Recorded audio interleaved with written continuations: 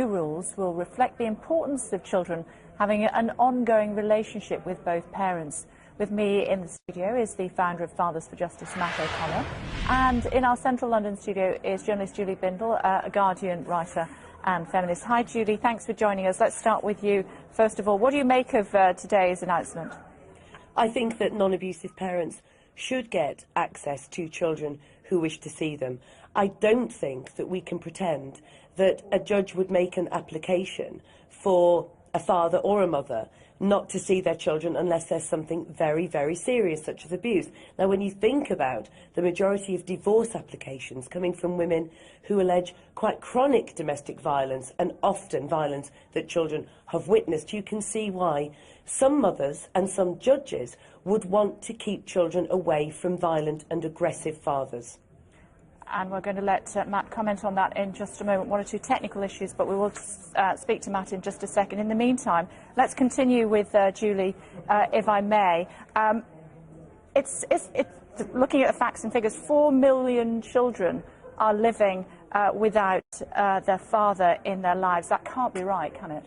The majority of children who live without fathers live so in a situation because the fathers have left, or the fathers have actually been made to leave the home in some circumstances because of domestic violence, child neglect and child cruelty. Now, if you look at the way that the family courts arrive at their decisions, it's actually very fair. It almost errs on the side of the abuser, of the abusive parent. You see, and I have seen personally, mothers take their children to contact centres where their children are crying and are desperate not to have to see their father, and often the mothers themselves are in danger and are fearful of having contact with these men, which is why they're arranged through social services or in contact centres. We've even had cases where mothers have been killed or seriously harmed when men have shown up for these visits in order simply to punish the mothers and further abuse the children. Okay. So when a judge makes an order against a parent seeing their children,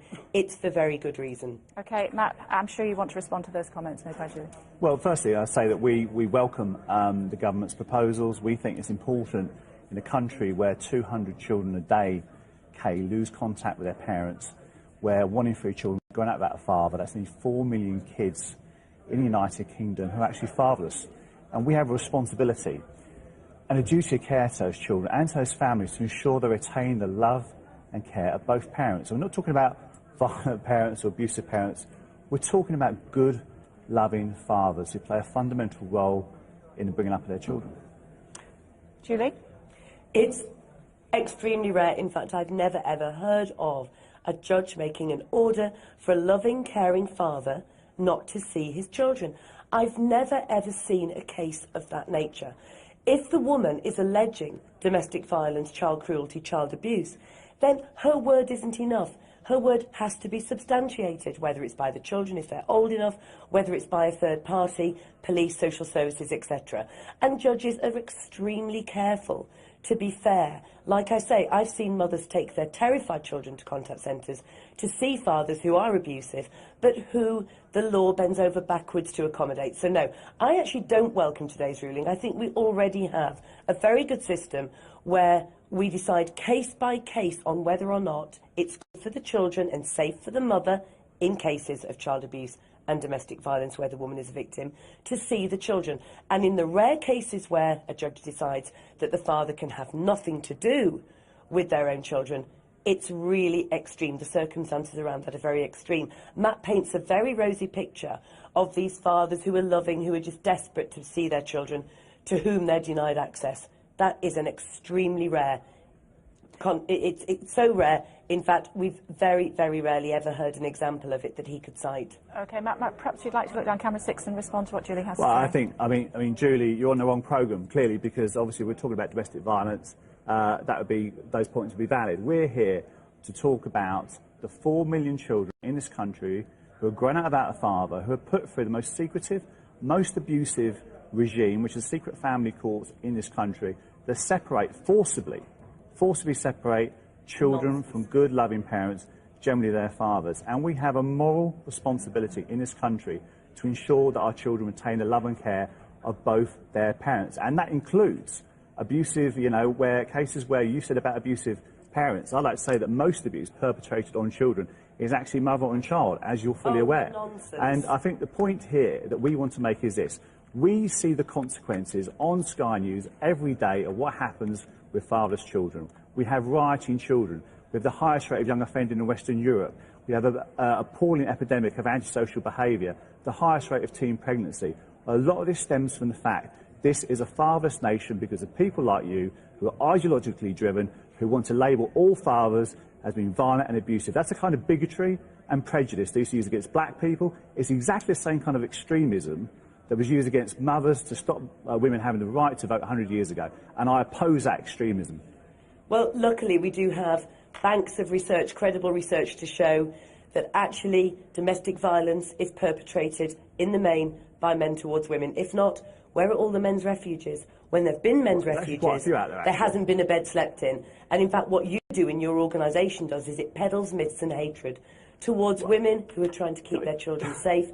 There are 4 million childless, we are fighting for the peace. 4 million fatherless children in this country because, in the main, fathers walk out or aren't there in the first place. And you're very aggressive, Matt, and in fact that's not very good for children. Okay, hold on a second, Julie. You can respond then, Matt. Well, I think Julie's being very aggressive. She's sidetracking this whole debate by making it about domestic violence. When I've stated from the off, Julie, as you well know, this is about the vast majority of parents who are not abusive but are good, loving parents. And the child authorities and the police should step in. If there's any cases where children are at risk from either parent, the authorities should step in. And we support the protection of children from violent parents, we support the protection of children from violent partners, and we support the protection of children from a court system which is itself fundamentally abusive.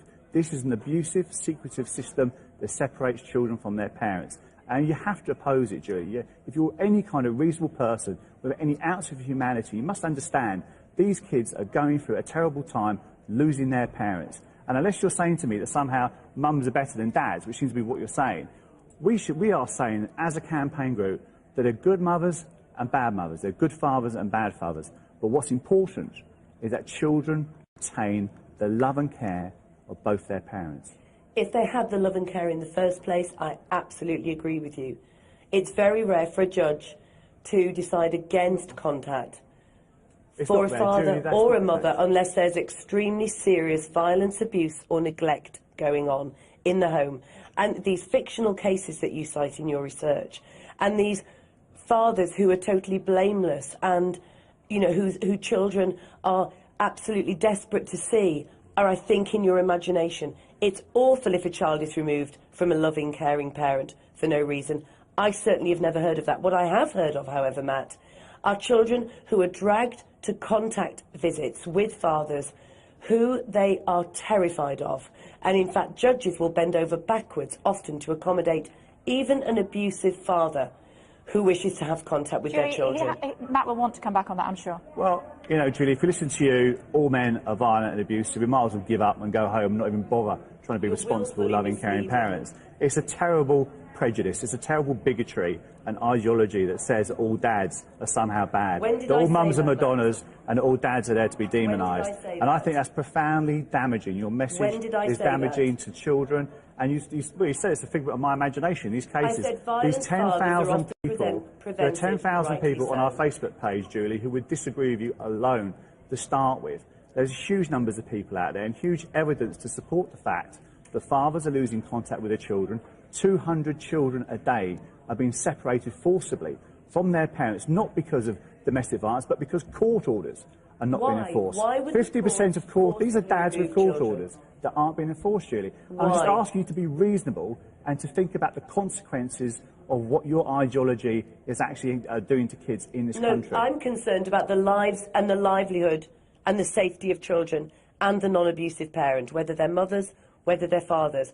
Where are these 200 children being forced away apart from a non-abusive parent? Why would judges make that order? That isn't what the courts are doing. Your research is absolutely skewed, and you're wanting to give the viewers the absolutely ridiculous idea that somehow judges are prejudiced towards fathers.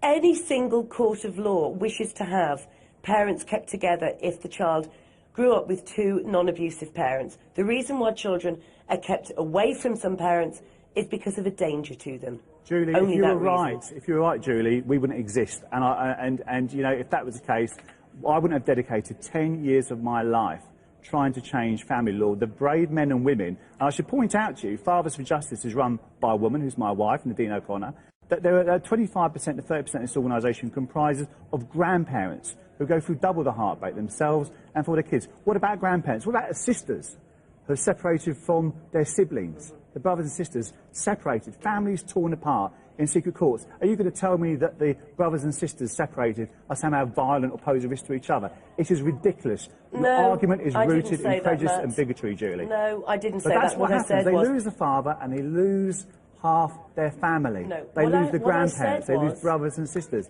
they lose aunts and uncles. What I said was that we have to look at the best interests of the children.